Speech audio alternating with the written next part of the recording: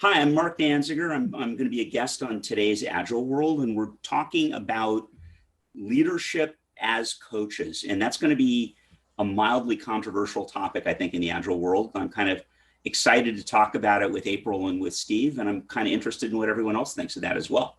So please listen in, and thanks very much. How's that? I think that's awesome. I love it. And I'm going to leave that in there where he said, how's that? Bastard. Cool. I'll do mine real quick. I'm April Jefferson. I'm excited to talk about Marc. We're going to dig in and unpack, ask challenging questions, and see where we get. And we might even hear a couple of dad jokes. We'll see.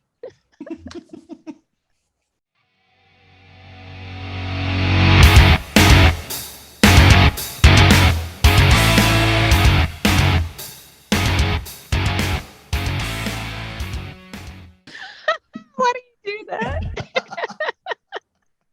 So welcome to Agile World. We're already starting to have fun. I am here with April Jefferson, and luckily we finally nailed down Marc Danziger, who I think is coming to us from his garage in LA. But anyway, April, what's going on today? How are you doing? I'm doing well. I'm really excited to just dig into, I'm going to say Marc with the C, with tons of interesting stories. We kind of chatted a little bit before we began, and he has some humdingers for us, which I'm so excited to unpack. So we're going to be talking about leaders as coaches. So Marc, welcome. I'm glad to be here. It's great. It's great to meet you, April, and Steve. It's always great to hang out with you. And Marc, so Marc is going to tell us at least one dad joke before everything. Okay. At some point, and April's going to move her microphone up just a little bit because she's great at that level. Just a little bit. So Marc, come on. Did you find a dad joke? Hang on. I'm looking in the family chat for the last one I sent my kids. We'll come back to the dad joke. So tell us a little bit. What are your thoughts, just like about leaders as coaches? So one of the things that I had, there are a couple of times in my life when I've had kind of the Zen whack upside the head with the 2x4 kind of realization that, but really, like, I don't know if this happens to everybody or just me because I've been hit in the head so many times, but you have this moment when like your perspective shifts. And we were working with a client, and it's a client that had a very strong culture, like that, a very well-defined persona of who the people in this company were. And part of the problem was that persona, because it was very controlling, and it wasn't one that left a lot of room for people underneath to kind of operate in ways that we know make them successful by having autonomy and, psychological safety and all the good stuff, right? And I feel when you describe that, I really sense like, oh, they walk in and the air is taken out of the room. But yeah, very much, and that's what their vision of leadership was. With the 2x4, he fights with sticks. He does. He practices that Filipino thing where they fight with sticks and they hit each other. So he's been hitting the head all over. There's a stick in back of me. You can see one of my sticks. See, that's why I was laughing when he said get hit in the head. I know. But what I realized was, first of all, that we were coaching against these leaders, right? We're trying to break this pattern that went all the way up this organization. And that in reality, the leaders of this organization were the coaches. The people were adopting the leadership style. Oh, now I got to find my cat. Hang on. I'm showing a picture of my dog because she came down to visit me. Very nice. Hopefully my cat will come out from behind the wine boxes. Loves me more than anybody. I am going to go pick up my daughter at noon, but this dog loves me more than my daughter loves me. That's never true. Hey. No, I love my daughter more than I love the dog, but the dog loves me more. Daughters love their fathers. They do. You have. Anyway, I'm sorry. We digress, Marc. No, we digress. So, but what I realized when I had this flash of insight was that the leaders already were the coaches, except that they were coaches who had the power to hire and fire, and they were coaches who had power to direct, and they were coaches who basically could, who could reward people who were successfully coached. And then I kind of had this step back moment when I realized that in a lot of organizations, as agile coaches who get hired in from the outside, whether you're hired in as a W-2 employee or whether you're a contractor who's there for 6 to 18 months, you're battling against this internal kind of leadership style in coaching. And that what you need to do is stop fighting it head on and subvert it. And what you need to do is convince the leaders to become the coaches to drive the kind of culture they want. And that's a much slower process. It's not as, you can't set yourself up as a hero in that sense. You don't get to be the heroic person who stands up and chants people on to kind of, break the chains, free yourselves. And which takes some of the wind out of, I think, our self-image as agile coaches. But in fact, when you can win those people over and you can pull them, even if you pull them 20 degrees towards you, that's a bigger win than spending 6 months, convincing everybody in the organization that their leaders suck. Well, and I think that. So what is it about coaches? What do you mean coaching? So what I mean by coaching is coaches basically are people who teach and reinforce behavior. So my wife and I go to a gym and we have a coach, Coach Marivek, who is insane and she's nuts. And I don't know how she's one of these tiny kind of women who never sleeps and like raises children and has 2 jobs and gets up at 5 a.m. to coach people. And it's like, how do you do this? How do I get that energy? Like, what do I do to be like you? But what she does is she reinforces behavior in us, right? She reinforces like, hey, have you run a mile today? Right? Have you done these things today? Have you, here's a path that you can follow to get to where you want to be. And I'm going to walk you along it. And to me, that's what a good coach does.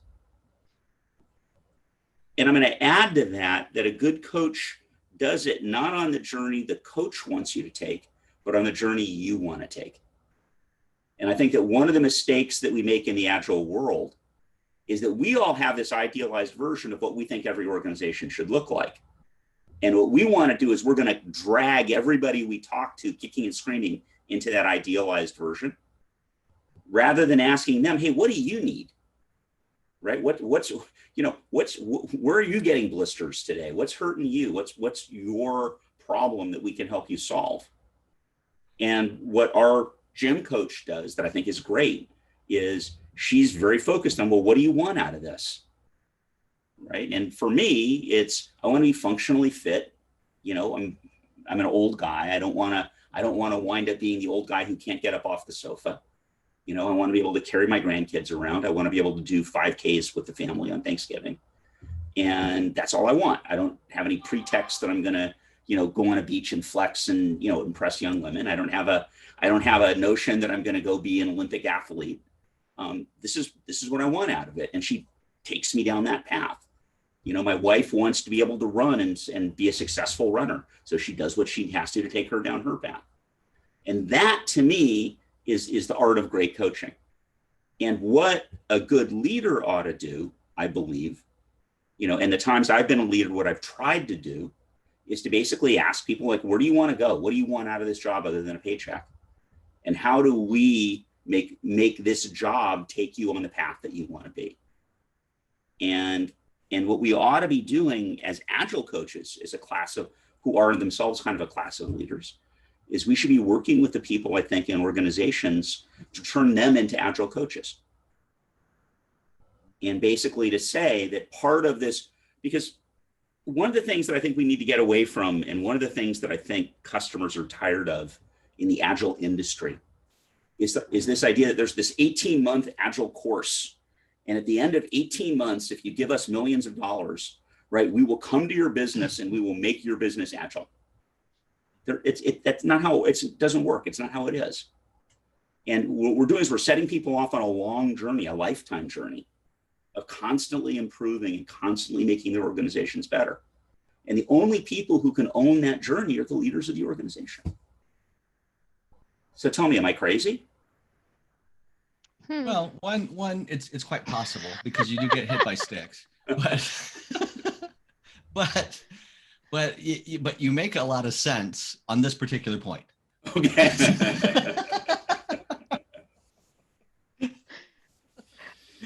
I would say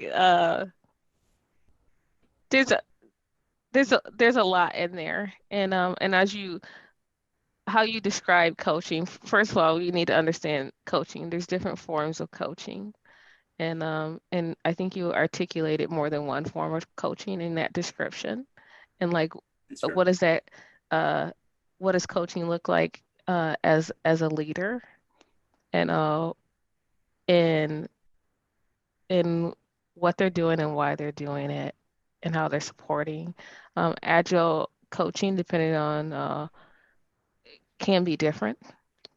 And I definitely believe there's a difference between consulting versus coaching, and seeing that, and helping what you tapped in your second description of coaching, of understanding like what are your goals, and how do you want to get there, right?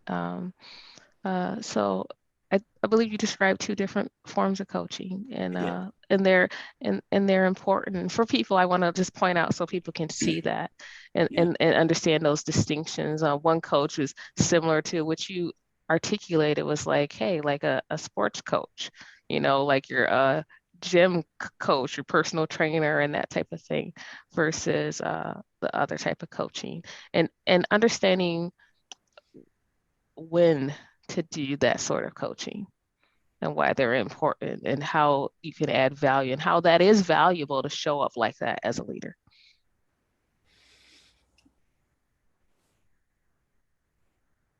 There's a thing that, and Steve, you and I have talked about it kind of just incidentally, and I think maybe in one of the talks I gave with you, one of the things that I think is a problem for us in the Agile community is that I feel like most of the Agile folks I know are deeply ambivalent about leadership. And there's a part of the Agile community, and I'm going to exaggerate for clarity, right? That's very much, I don't know if you remember the Monty Python bit in Holy Grail, where the king comes on, the peasants working in the field, and he says, well, take me to your king. And they go, we don't have a king. We're an anarcho-syndicalist commune. We take turns in all our positions, right? And he goes, well, how do you run your lives without a king? Well, and they go on from there. And I think there's a lot of Agile coaches who kind of idealize the idea of leaderless organizations. And that, what we really want is we want totally emergent, conditional leadership that's constantly going to change within the organization from moment to moment. And the problem is there are very few organizations that historically have ever functioned like that in human history. And that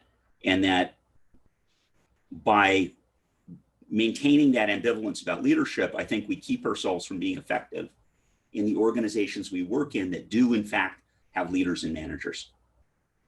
And that I think that we in the Agile world need to look in the mirror and figure out what is our Agile stance on leadership, and what is our Agile stance on management? How do we propose to deal with these problems? And what do we want to propose as structures that make sense? And for me, right, I'm a guy who grew up a long time ago. I kind of accept the idea of leadership and management. It's part of the world that I've always lived in. But I think that there's a giant gap between effective, good, and healthy leadership and management and ineffective, bad and destructive leadership and management. And I see kind of my role as an advisor who gets called into these organizations sometimes to try and guide leaders from one side of the cliff to the other, to get them to a place where they could be more effective. And I think that when I talk to other Agilists who are like, well, we should just do away with it. And it just, I'm not going to coach any team that hasn't volunteered to be coached, is one of the classic things that I hear from Agilists. And I'm like, no, dude, no, that is not, a rational position to take. It's not one that's defensible in the world. Why do you say that? Because ultimately, let me try and come up with a good and pithy way of saying it that's serious. We live in a world where our employment is conditional on the approval of our employers, everyone's. And that one of the things that employers condition on is that you work in a manner that supports the outcome of the business. And I respect that power exists and that it's legitimate.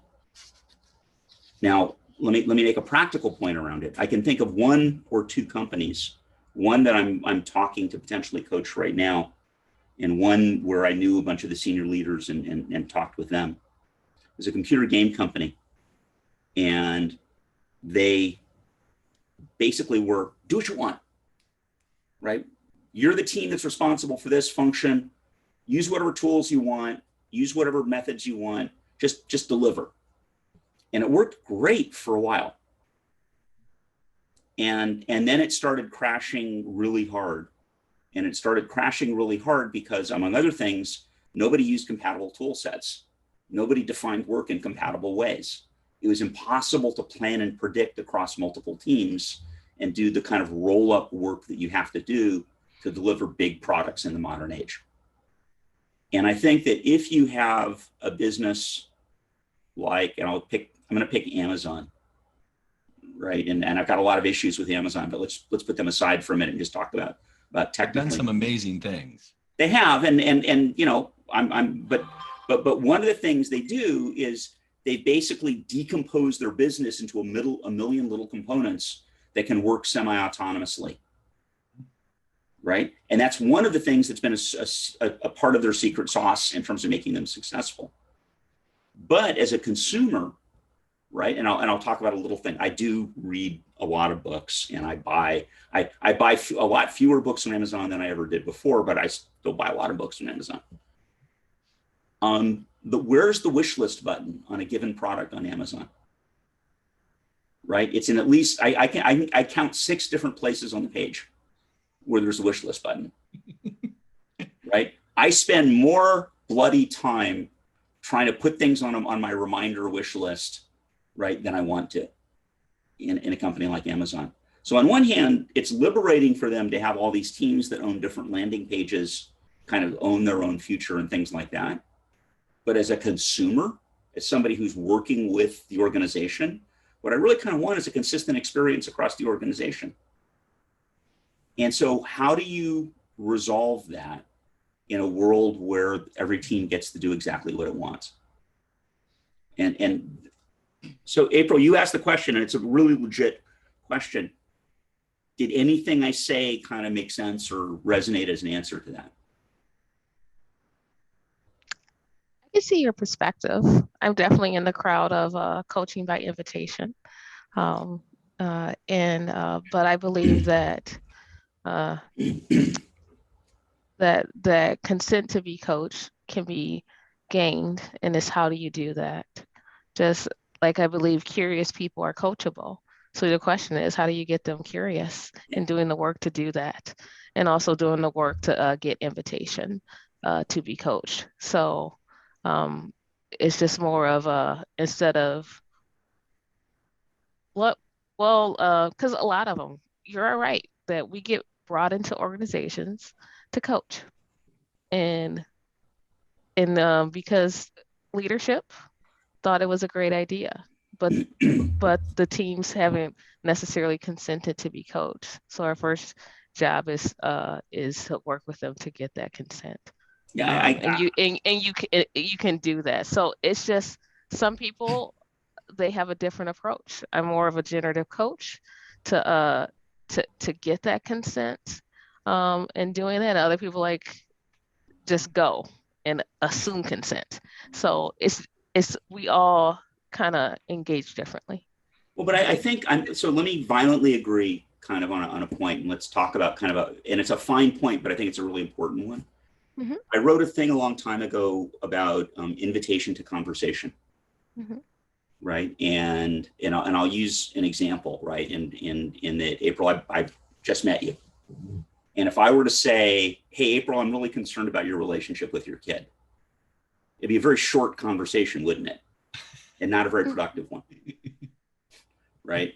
Conversely, if you and I had gone to high school together, right, and I'd known you since before your kid was born, and I'd been there with you and your kid for years and years, and I sat down with you and I said, hey, April, I'm concerned about what's going on kind of with you and your kid, that would be a meaningful conversation because I've earned the right to that conversation, right? I've put in the work to deserve that conversation.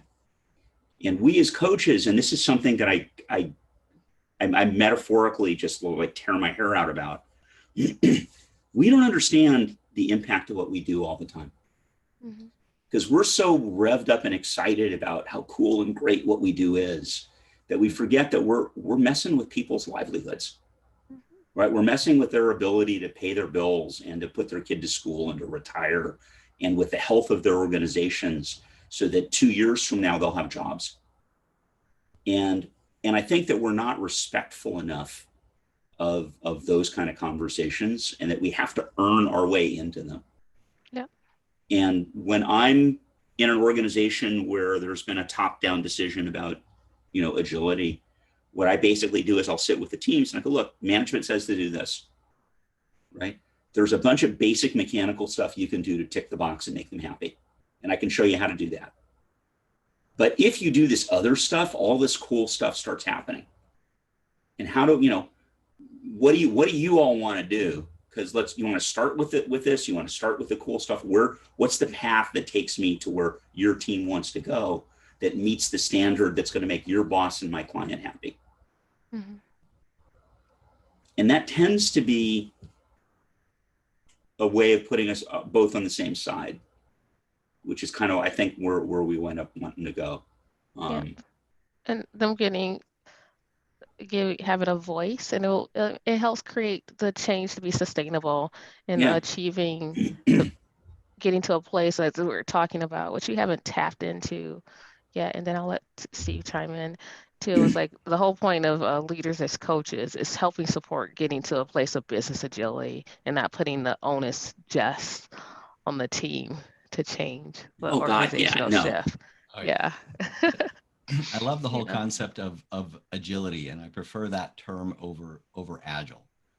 I've actually heard coaches say it took me X number of days to be agile, and so I am now agile, and that makes it sound like there's an end, right? And so it's like, no, there's no end to it. It's a continuous state, right? So Mark, and you brought up the athletic coach, and so we all know, we've all seen amazing athletes, right? So, they just won a gold medal. So they stop practicing, they stop embracing their agility, they stop working and say, I've achieved it. I am now the world's greatest runner and I don't need to continue to practice anymore. No, you always have to continue, right? Yeah.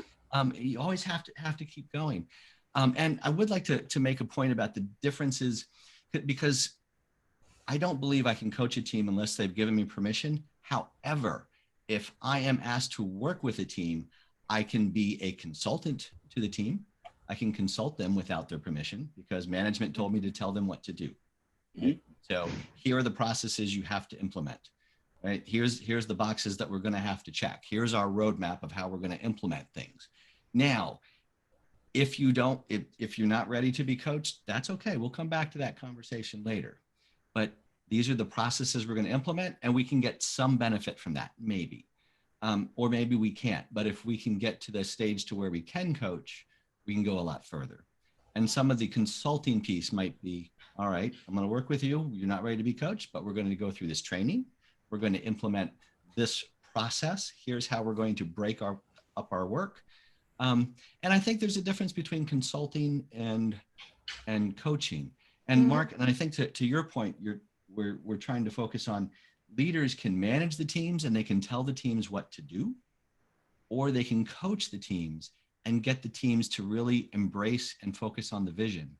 And one of the fascinating things is when I've worked in different organizations, is I've discovered that knowledge workers have the opportunity to really embrace the products and services when they understand them really well. When they understand who the customer is.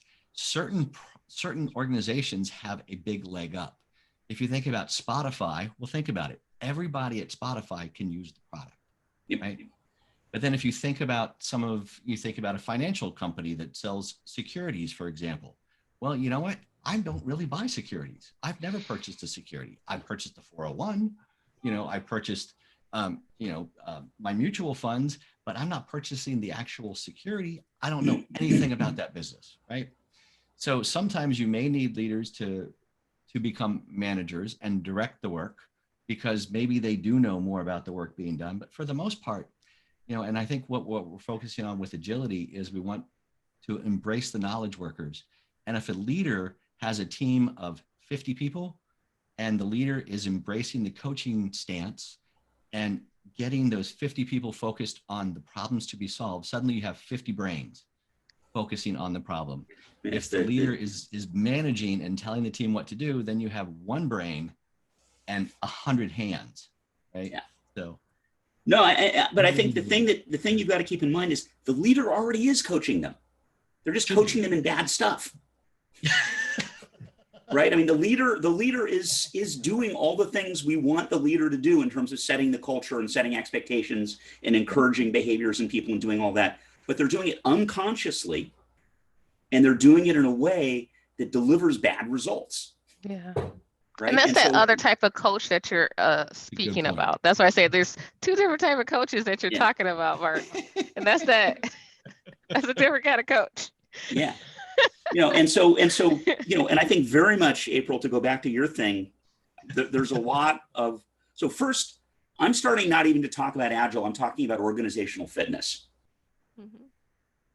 Right. And the reason I'm doing that right now is that we've got we're playing buzzword bingo with agility, right? We have technical agility, we have business agility, we have product agility, we have, it's a floor wax, it's a dessert topping, it's everything you could want it to be, and it's sort of we just want fit organizations. I'm going to steal that phrase if you don't mind. Please, I would love to see that become pervasive. I really would, because I think that, and I wrote something a while ago, and I basically said, first, as Agilists, we've got to start being humble, because there's a lot that goes into an organization being fit that we know nothing about. Mm-hmm. Right. And we need to stop the idea that we can be the one-stop solution to organization. No. Because we're not. Right. I'm good at this one thing, and I can help you with maybe 2 or 3 others that I know a little bit about. But there's 10 other things that I know nothing about, and I can't help you with those. Yeah, these out of the box solutions that you just want to plug and play. Yeah. But I went through the training class. Exactly. I'm certified. I got my playbook. I know. Well, and so, and to talk, let me go. And also I was going to say, talking about team level agility, 2 things. One is, I'm old enough and I've been doing Agile long enough that I've seen make them Agile kind of outcomes, where the leader's like, hey, here's my checkbook, go make them Agile. And the reality is you do get improvement. You lower the friction at the work surface, right? You do get lift from doing that. The problem is it doesn't last. And it doesn't last because the leader is the coach, and everybody's going to default back to the behaviors that the leader wants them to model. And the leadership changes. Yeah. And then it goes awry because someone else comes in and oh, I don't like this stuff. Yeah, I got a new pattern. They just spend all this money to help a team get some agility. You change the leadership, and then it goes out the window because they don't like that way of working. That's right. Yeah, that's always the pattern. It's like I have to change things so people know I'm the leader. But the other thing about it is that what I find is that enabling the team to help design the path is actually the best way to get them involved. When I give dinner parties, one of the things I do is I always leave 2 or 3 things undone, right? At the time it's supposed to start. Because what always happens is 1 or 2 people will show up first, and they're always kind of that awkward place where they're standing around and they're waiting for other people to be here. And when I tell them to come in, hey, I need you to come chop some carrots in the kitchen, right? It's like that ice is broken and it's now kind of theirs, particularly if it's people you don't know real well. And so what I'll do a lot is I'll sit with people and go, okay, here's the cookbook kind of path that we want to take. What's the right path for you guys and why? How do we rebuild this path in a way that makes sense? And the other piece of it is that by having the leaders, by focusing our energy as agilists on the leaders, if the leaders go first, right? There's a movie about the Vietnam War called We Were Soldiers Once and Young. And it's an amazing movie. I mean, it really is. I've got 2 kids who are in the military, and it's, you know, I'm gripped by stuff like this. But one of the things that I really fixed on, and they made it a real beat in the movie, is that when the helicopters landed, the officer in charge was the first person who stepped off a helicopter. And when the helicopters picked everybody up and left, he was the last person who stepped on a helicopter. Right? And to me, that's the kind of leadership that people will engage with, because it's a leader who eats last, right? Make sure my people get fed, then I eat. And it's a leader who basically says, I'm going to go where I want you to go. I'm not going to ask you to go there without me. And I talk to leaders all the time, and I'm passionate about, you have to lead the way. You have to be the change you want to see. Yeah, that's probably a good thing to wrap up on as we try to get Mr. Steve here to get his daughter. Thank you, guys. Yeah, that was the text message I was just responding to. But thank you guys, because I am trying to pick up my daughter who has her first job. She's 17. This is the second weekend of her job. I'm very proud of her. That's awesome. Proud of her. She was recently accepted to a new college, so she's going to be leaving me soon. But oh my goodness! Don't say that type of stuff. Where's she going to be? Well, just geographically, where's she going to go to school? She's going to be going 30 minutes away, so it won't be that bad. So, okay. For the first few weekends, she'll come home, and then she'll ditch me. So. I had a rule with my kids that they had to go to school far enough away that they couldn't come home and do laundry. Yeah, that's not going to happen. But she can't drive, so we got to go pick her up. So we're working on that one. Anyway, so Marc, you had some brilliant things to discuss. There's the difference between agile coaching and agile consulting, right? And we may need to do both. There's different types of coaching. There's leadership and management. You also brought up Leaders Eat Last, which is a great Simon Sinek book. All of Simon Sinek stuff I love. If anyone wants to reach out to that, we're also going to put some stuff in the show notes. But Marc, if I'm a leader, especially if I'm a new leader, or I'm middle management, and I might be getting squeezed by this whole agile thing, what do I do? That's a great question. I think that what you do is first understand that these are kind of lessons. I'm looking for the right word. It's a change in the role. It's not an abandonment of the role. And I think that again, one of the reasons I see pushback from so many middle managers is that the agilists talk a lot about how they're disempowering the middle manager to empower the teams. They don't talk about what they're giving back to the middle manager. And a big part of what they should be giving back to the middle manager is, I want to be teaching you, Mr. Manager of 100 people, to be the agile coach for your 100 people. Yes. Right? Yes. You're the person, right? My job is to come in here and show you how to do what I do well enough that I can leave and you can keep doing it on in perpetuity, because your organization is going to keep improving. And I think if you can do that, that's where the leaders become coaches. Yeah. Okay. And when they start understanding that they're becoming people managers, not managers of the work, micromanaging. They're becoming people managers. They're looking at how they can help support them be successful, their careers grow and thrive, and so on and so forth. When they're coaching them through, they discover they have value and have a place. Yeah, absolutely. And I think I would add to that they are also strategy managers, right, at whatever the appropriate level is. this is the direction we're going. This is what the outcome that we want to drive to. How do we as a group get there? And how do I build the right group and support the right group to get us there? And that's where their journey is. And I think it's a great journey. I think it's a much better, when I've been a manager back when I actually did work and I built stuff, and I was managing teams, when I could do that, and when all I was dealing with was people, the people HR sort of stuff and the directional stuff, I've never been happier. I mean, that's as good as it gets, I think, for you as a leader or manager. But Mark, you're a people person. All right, I know that's a great buzzword. But you love to embrace people. You love to talk with people. We've been in the same physical space, and you're just this warm, energetic type of individual. However, one of the things that we've seen in a lot of organizations, because we work with a lot of technology, we work with software, is many people chose a career to work at a keyboard with technology as opposed to working with, face to face and with the people issues. And suddenly they get promoted. Yep. Because they're the lead developer. And now they know more about the work that everybody else does but as soon as they're promoted, they spend less time in the code. They spend more time focusing on the product or the project or dealing with these issues. And so they lose where they were. Yep. And so now they need to embrace something else. That's a challenge. I think there's two challenges contained in that. Mm-hmm.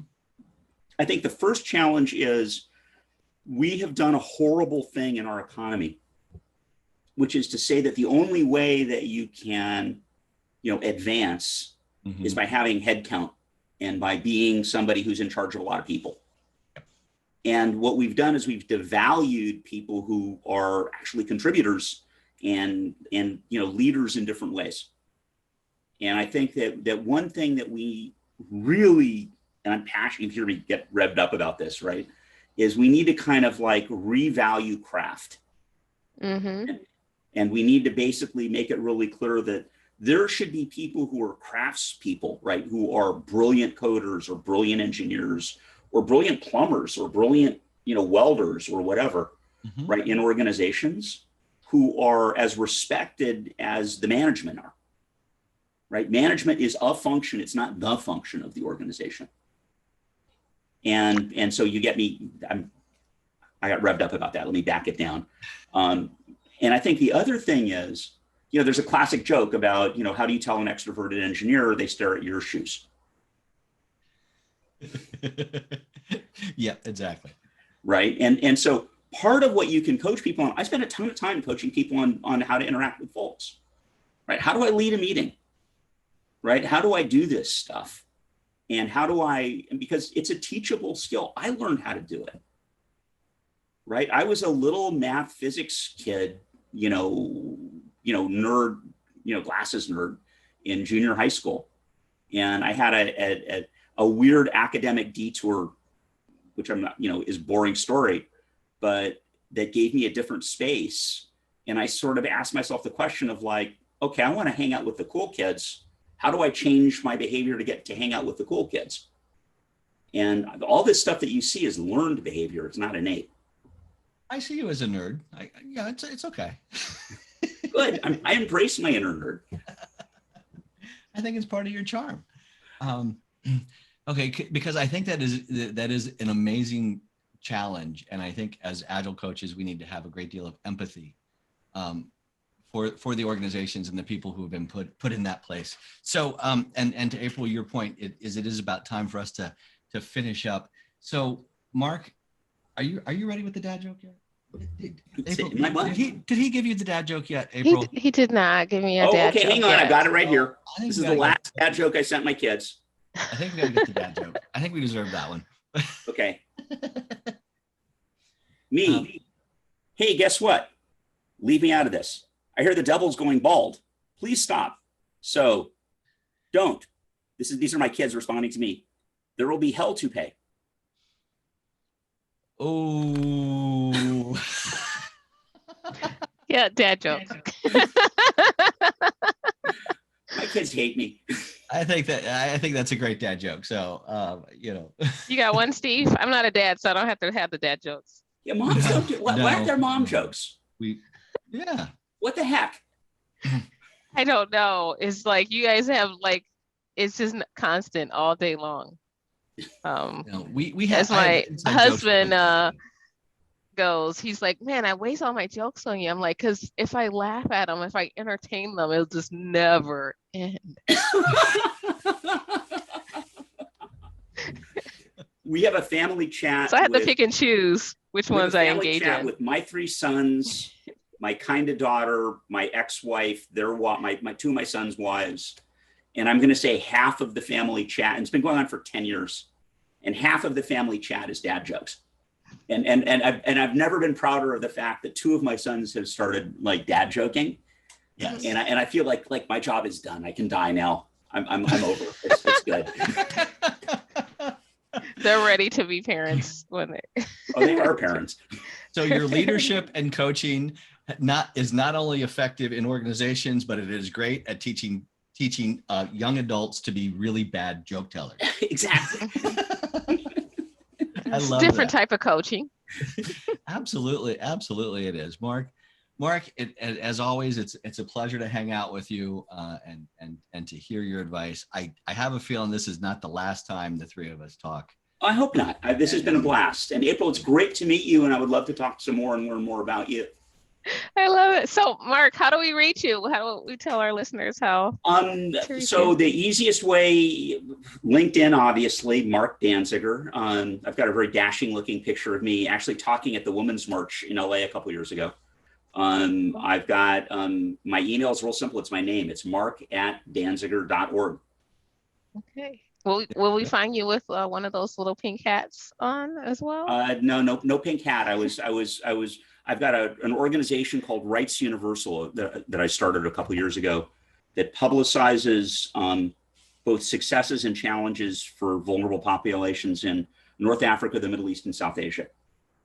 And because it's an area that I think gets ignored pretty heavily. And we actually had some fun for a while. I need to go raise some more money for it and hire some more journalists and get some more stories out because there's a lot going on. I think we could I want to talk about this in a little more detail. So if you'd like to learn more about it, please subscribe to our channel because Marc, we're going to swing back to this in a couple of months. Okay. I'm in. If that's all right, we want to, because Agile World is a charity organization. We are in multiple different languages. We're expanding into not just podcasts, but also quality information, wellness. And this is something else that we would like to expand into is more society and helping others. Yeah. So I think, the other thing I pitch very hard, and this is something I've worked on in the last couple of jobs I've had. Agile jobs are kind of awesome jobs. And can be. Well, they have challenges as all jobs do, but they're kind of awesome jobs. And I think that they're not as widely known as they should be in organizations. And one thing that we did a fair amount was we connected with all the DEI organizations in the companies that we contracted with. And we would try and do brown bags with them on just, hey, these are Agile jobs, be aware of what they are. And here's a career path for agility.